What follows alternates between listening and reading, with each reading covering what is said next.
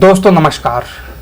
दोस्तों ईरान का चाबहार बंदरगाह अब 10 सालों के लिए भारत का हो गया है, क्योंकि दोस्तों चाबहार बंदरगाह के संचालन को लेकर के भारत और ईरान ने एक महत्वपूर्ण 10 वर्षीय अनुबंध यानी कॉन्ट्रैक्ट पर हस्ताक्षर किए हैं। यानी इस बंदरगाह के प्रबंधन के लिए 10 सालों के करार पर दोस्तों साइन किया गया है। कहने का मतलब है कि इस बंदरगाह को 10 सालों के लिए भारत को सौंप दिया गया है, जिसकी वजह से दोस्तों चाइना और पाकिस्तान बेचैन हो गए हैं।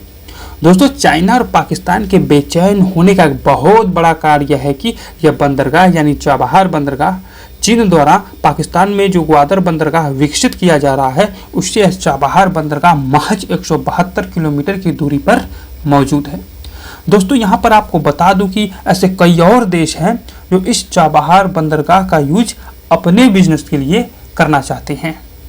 दोस्तों आपको बता दूं कि 21 सालों की कोशिश के बाद यह चाबहार बंदरगाह भारत को मिला है, क्योंकि दोस्तों इस समझौते के लिए भारत और ईरान में 2003 में बातचीत शुरू हुई थी, लेकिन दोस्तों ईरान के खिलाफ प्रतिबंधों के कारण इसके काम में देरी होने लगी। भारत इस बंदरगाह का दोस्तों 10 सालों के लिए इसका विकास और प्रबंधन करेगा। दोस्तों भारत ने ईरान के साथ यह जो डील किया है, कहा जा रहा है कि यह काफ़ी ज़्यादा महत्वपूर्ण है, क्योंकि इससे मध्य एशिया तक भारत की पहुंच एकदम सीधी और आसान हो जाएगी। इसी के साथ दोस्तों आपको बता दूं कि यह करार जो ईरान के साथ में किया गया है, इससे क्षेत्रीय कनेक्टिविटी को बढ़ावा मिलेगा।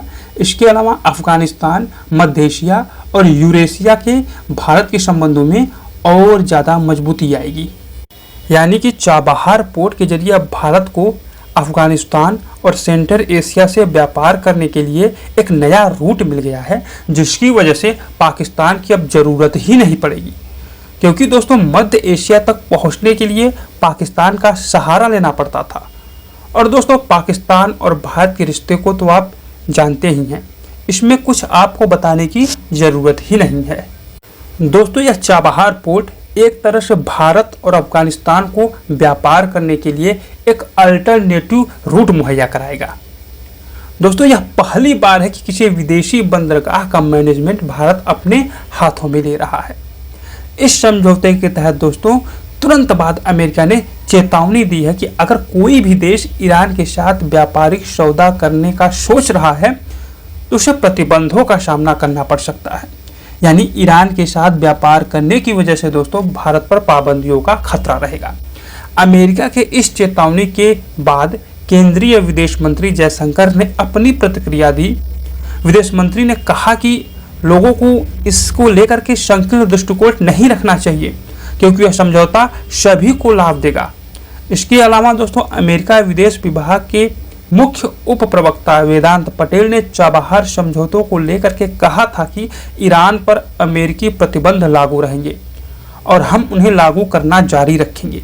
यानी कि जो भी देश ईरान के साथ व्यापार में शामिल होगा उस देश पर प्रतिबंध लगने का खतरा बना रहेगा।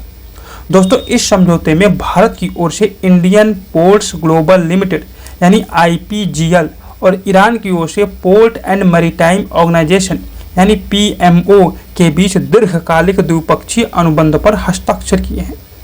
दोस्तों इस समझौते के तहत भारतीय कंपनी यानी IPGL चाबहार पोर्ट में $120 मिलियन का इन्वेस्ट करेगी।